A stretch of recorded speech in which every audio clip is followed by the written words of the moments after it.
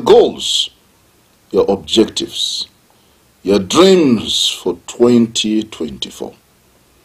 How far so far have you gone? If you sit around, do nothing, nothing will happen. Your situation will never change until you take a bold step to pursue your dreams, to pursue your goals, your objectives. Remember, your goals must be SMART.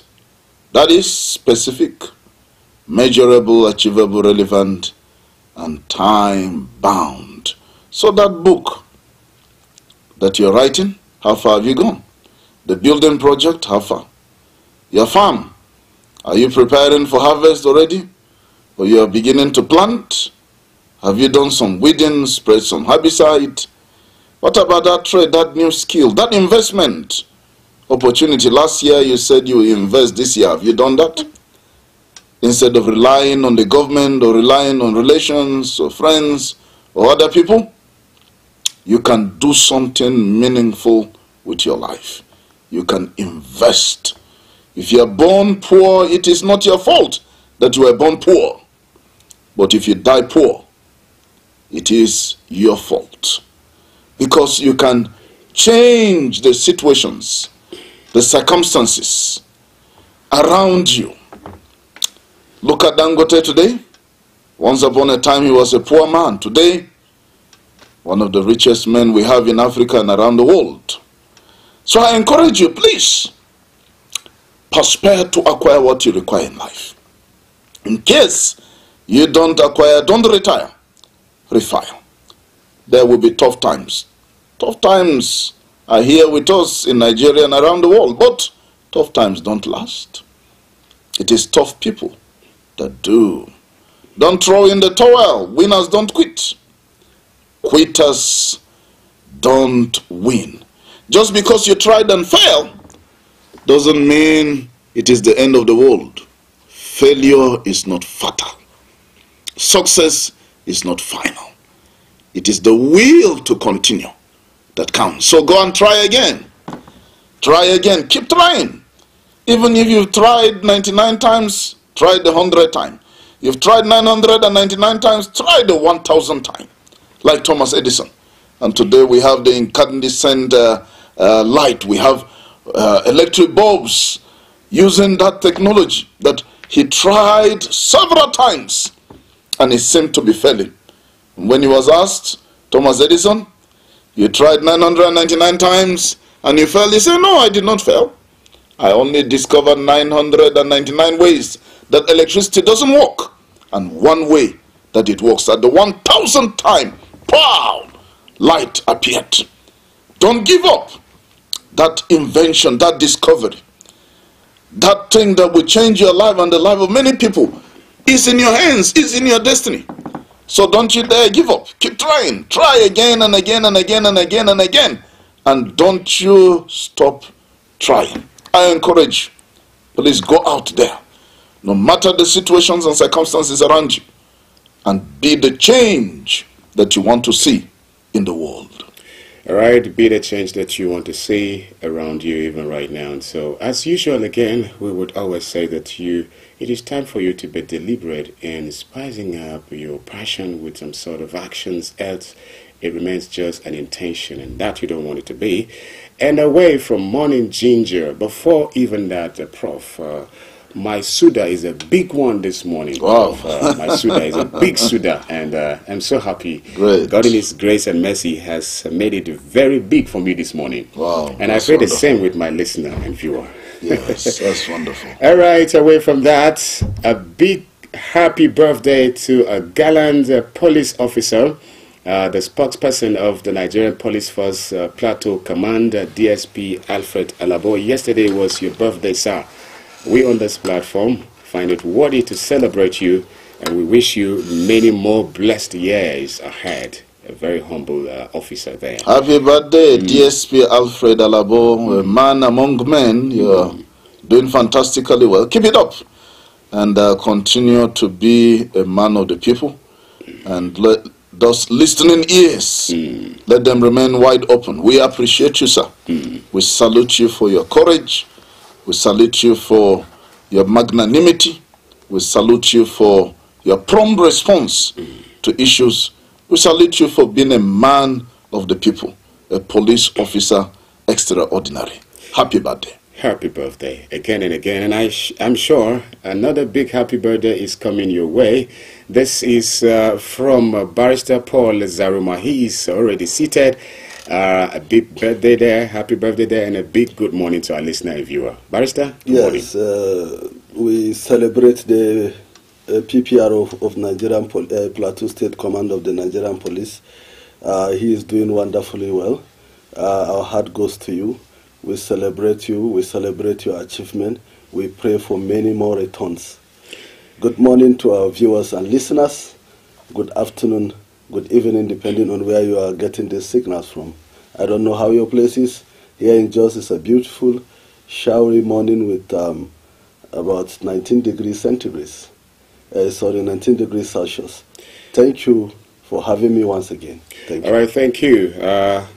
Of course, let's just go to what we have. A former governor of Plateau State and senator representing Plateau South in the National Assembly, Simon Lalong, has lamented that 7 months after he resigned as a minister, Plateau State has no replacement in the Federal Executive Council. An NNPC fuel price hike, we demand immediate reversal, and this is credited to NLC. Yobe buries 34 victims of ISWAP attack.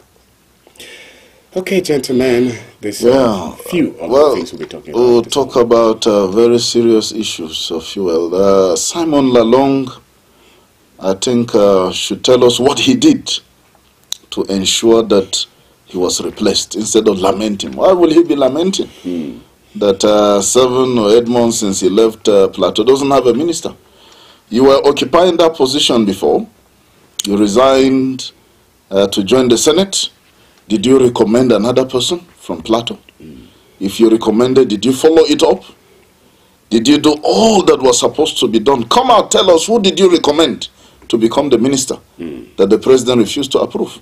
Instead of just lamenting, you know, and having a defeatist attitude, tell us, what role have you played to ensure that Plateau is well represented? So it is not enough to just lament. You lamenting like the people on the streets. You are a senator of the Federal Republic of Nigeria. Go and meet His Excellency Bola Ahmed Tinubu and tell him that we need a minister from Plateau State. In fact, go and stay in Aso Rock. Don't leave the place until we have a minister. Then we'll take you serious instead of just lamenting. Now, Nigerians are groaning in pains because yesterday NNPCL decided to jack up the price of petrol. Again. From official amount of 617 to 897. Let's just say 900. Maybe they are afraid to make it the round figure. 900 per liter. That is official rate when you get it at the NNPC mega station. If they're in a good mood, they will give it to you at that rate. Now, on Monday, I went to a mobile petrol station. I put fuel at 720. By the next day, in the morning, it was 920, 200 naira increase. 200 naira increase is not even, I mean, in January 2012, President Goodluck Jonathan wanted to raise the price of petrol to just 145, 150 naira per liter. The whole of Nigeria, there was an uproar. Buhari was in the front protesting. Tunde Bakare protesting. Bola Ahmed Tinubu protesting. Occupy Nigeria. Lagos, Abuja, all over. And it was a violent protest. It is recorded that at least 16 people lost their lives. I just checked the record last night. They died in Lagos, in Mina, in Kano. The protest turned violent in different parts of the country. Just because of a small increase that Goodluck Jonathan wanted to increase, he said, let's remove fuel subsidy. And this thing about removing fuel subsidy is something I don't understand. For 30 years, every government will come, remove subsidy. What kind of subsidy is this one that cannot be removed forever. Everybody is removing it, and it doesn't finish. They are not telling us the truth. Now, just during the tenure of His Excellency Bola Ahmed Tinubu, you know, sometimes I wonder whether I should even be putting those appellations, Excellency, to our political leaders, because they are not performing. As soon as Bola Ahmed Tinubu arrived and was sworn in, his famous statement that no president in the world ever said was, subsidy is gone on the day of inauguration. Subsidy is gone. As soon as people left the Eagle Square or left wherever they were to the petrol stations, they have increased already. Petrol stations don't waste time to increase their price. It is when you reduce it that it will take them 2-3 days. They will tell you they need to get an engineer, you know, to reduce the price. But to increase it, they don't need an engineer. They will increase it instantly. You know, when I was buying the petrol on Monday at 7.20 per liter in that petrol station, do you know that towards evening I came back, I thought I could get some more fuel because of the rumors about increase. They said that the fuel has finished. I didn't know that they were planning because they knew it was going to be increased. By the very next day, the fuel they say has finished, they were selling it at the reviewed price. They have increased it 200 now. You go to some others, 950, 1,000, 1,200, 1,400. Even before this latest increase in some parts of the Northeast, they were officially buying it at 1,400, 1,500. Now they'll be buying it at 2,000 naira per liter. Now tell me, how do you want Nigerians to survive? Is it not enough that Nigerians are being punished for what is not their fault? Why fuel the pains of Nigerians? Why increase the pains, the agony, the torture, the frustration of Nigerians? This latest increase in fuel is unpardonable. It is wicked. It is extremely wicked. This is the height of wickedness of any government. To increase fuel price is very insensitive at this particular point in time. The president is enjoying himself in Beijing, signing MOUs that we don't see the fruit. For more than 60 years since Nigeria became an independent country, every government that comes in goes to sign MOUs with China, with US, with Russia, with the UK, with Germany. What is the fruit of all those MOUs? Has it made Nigeria a developed country? So signing MOUs is not the problem. Now you've increased fuel price. Do you know the ripple effect? The price of transport will increase. And you know what will happen? The price of food will increase. My wife was in the market. One of the beans we love, you know, to cook is 8,000 naira. For one small mood, 8,000 naira. 8,000 naira yesterday at Dafaringa market. 8,000 naira. That beans, these sweet beans, they have a special name for it in the HAUSA language. Now, the price of rice will increase. Vegetables, you use transport to transport vegetables from one place to the other. The price of vegetables is going to increase. Everything is going to increase, including even school fees. The clothes we wear, the medical services, because they use petrol. Everybody uses petrol. At the end of the day, you are punishing Nigerians. The federal government was just deceptive that they have increased minimum wage to 70,000. You know, 70,000 naira. It is giving you money with the right hand and collecting it back with the left hand. That 70,000 naira minimum wage was just deceit. NLC was deceived. That's why we said on this platform that we are not happy with the Nigerian Labour Congress for agreeing to peanuts of 70,000 as minimum wage, that we are not happy with Comrade Joe Ajero. And now he's crying that they were betrayed. We told you on this platform that you're being deceived, Comrade Joe Ajero. How can you go and accept a minimum wage of 70,000? You were deceived by the government that if you don't accept it, then they're going to increase the fuel price. Now, you accepted the 7,000, have they not increased fuel price? I mean, when are we going to have an NLC in this country that can face the government face to face and not tolerate the excesses of the government until the government reverses decisions that are insensitive, that are detrimental, decisions that are anti-people, very wicked decisions. Look at it. You've increased electricity tariff. Nigerians are suffering. You're increasing fuel price. Nigerians are suffering. You're increasing it again. They're suffering. You still keep increasing it.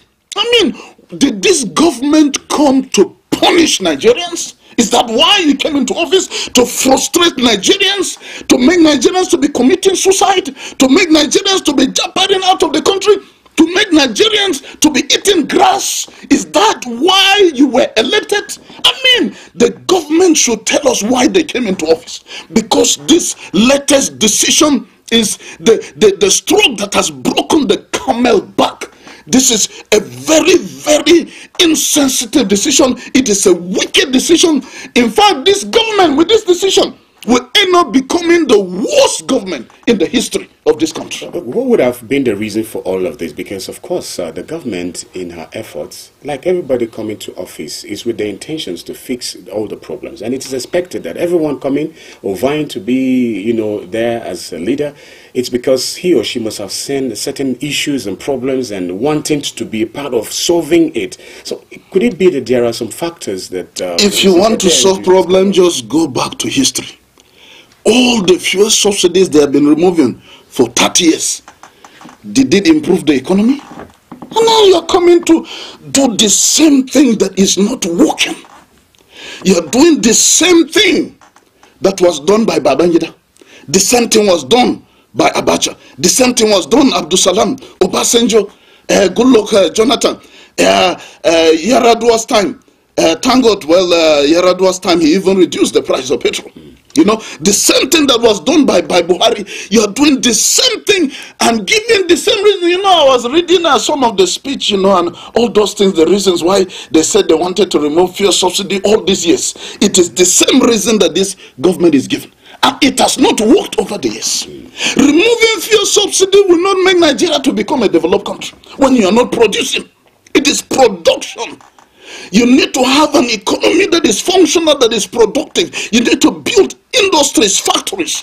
You need to invest as a nation if you want the economy. It is not just removing fuel subsidy. It is laziness of government. I repeat it. It is laziness of government to think that by removing fuel subsidy, Nigeria will become better. Now they have removed it. Have they repaired our roads? Do we have better hospitals now? Do we have better schools? Do we have better infrastructure? With all the humongous amounts that they are allocating to the states every month, has it brought development to this country? You just need to read history.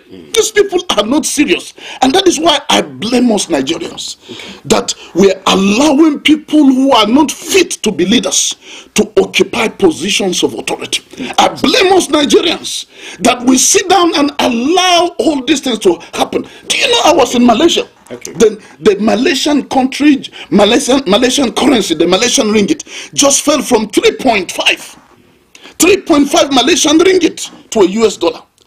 It went to 4.2 Malaysian ringgit to $1 US.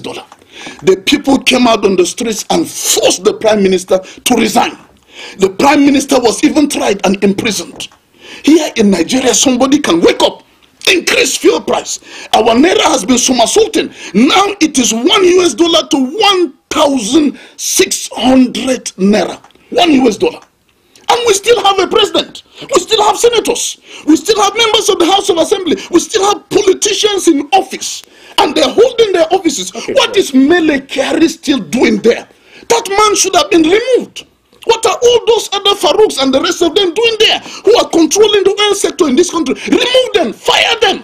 And the government is even saying that we are not the ones that told them to increase. Now, did the president speak to us from Beijing and said, I am not happy with this decision? Mele Kyari and the rest reversed that decision with immediate effect until I return back to the country. But he's not doing anything.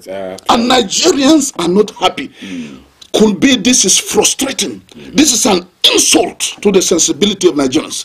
This is a torture, an agony to Nigerians. You're killing Nigerians, and it is not right. It is high time our political leaders have a rethink and have a human heart. A human heart. Please be men of conscience. Reverse this evil, wicked decision of increasing fuel price. Well, with the intention of fixing Nigeria, we are rather getting it in the other way around. It's a commercial break time. We'll be right back after it. Please stay tuned, dear listener and viewer. Mr. Politician, it's good to see you again. It's been so long since you've been here. You had me thinking you were dead. How's your taxpayer mansion? How was your...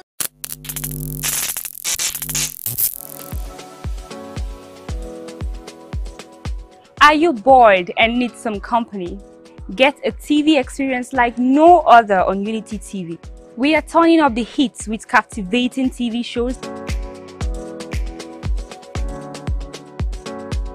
electrifying political programs, music, movies,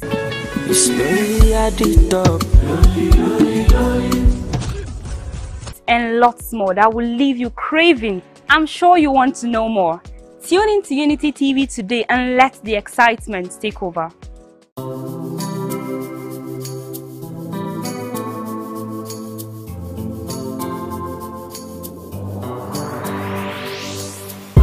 Please pay attention. It starts from the foundation.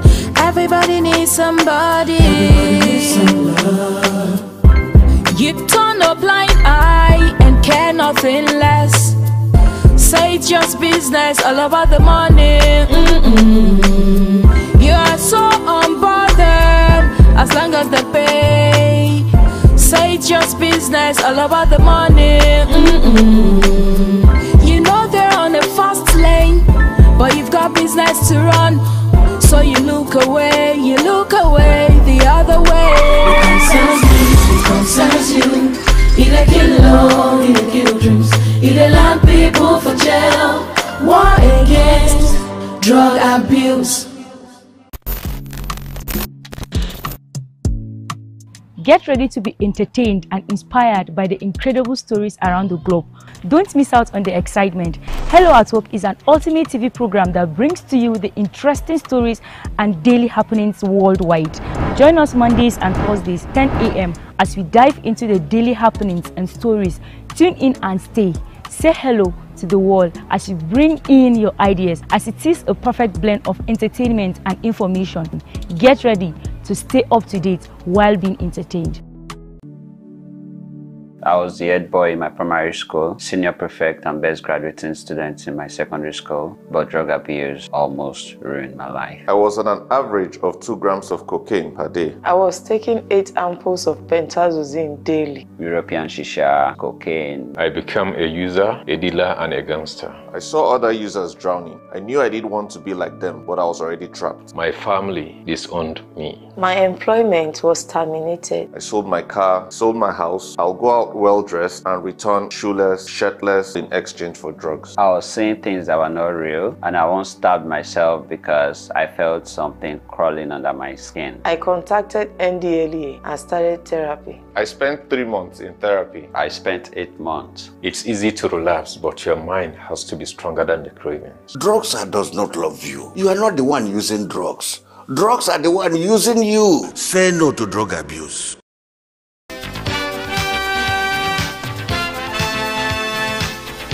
The Financial Services Regulation Coordinating Committee, FSRCC, in collaboration with the National Broadcasting Commission, NBC, wishes to draw the attention of the public to the worrisome increase in the activities of illegal financial operators, IFOs, which threaten public trust and the stability of the Nigerian financial system. The FSRCC and NBC hereby advises the general public to refrain from dealing with unlicensed financial operators who deceive individuals with unrealistically high investment returns. Make sure to verify the licensing status of such companies and schemes on this website. To report any suspicions of illicit financial activities, call 0700 225 5226, 0800 225 5226, or +234 817 665 6273. Let's work together to uphold the integrity of Nigeria's financial system. Announcer, FSRCC. Mr. Politician, it's good to see you again. It's been so long since you've been here. You had me thinking you were dead. All right, thank you so much. Permit me to say I'm so excited to say welcome back to today's edition of Unity Trend on Unity 93.3 FM from the hills of ZINARIYA in just North Plateau State, Nigeria. We are streaming live on Facebook at Unity Radio FM/TV Jos. The same you have it for our WhatsApp channel. So please, I'll be very happy if you find it worthy to be part of us on these social media platforms. All right, throw your comments there. I'll get to read them just when the time comes. CG Adamu is my name. Could be if you like, and that'll be just fine. Earlier on in the studio, it has been Professor Poveno H. Bamayi, Dean Faculty of Veterinary Medicine, University of Jos. Your erudite, wonderful, humble, public and current affairs analyst, and regular one for us in this platform and in the studio of Unity 93.3 FM. And again, and still seated, is Barrister Paul Zaruma, a Jos best legal practitioner, a very humble man, a man who is there for humanity. Just when you call him, he appears and he shows up, not just for showing up sake, but to also see what contributions he will make to make life better. Now he's in the studio, and he said welcome. He said a big good morning earlier on, and now with him in the studio, we'll be looking at politics locally. And of course, we go to see, if time permits, we see what politics has for us nationally as well. Let's begin at home, if you don't mind. So, Barrister, we have been making calls.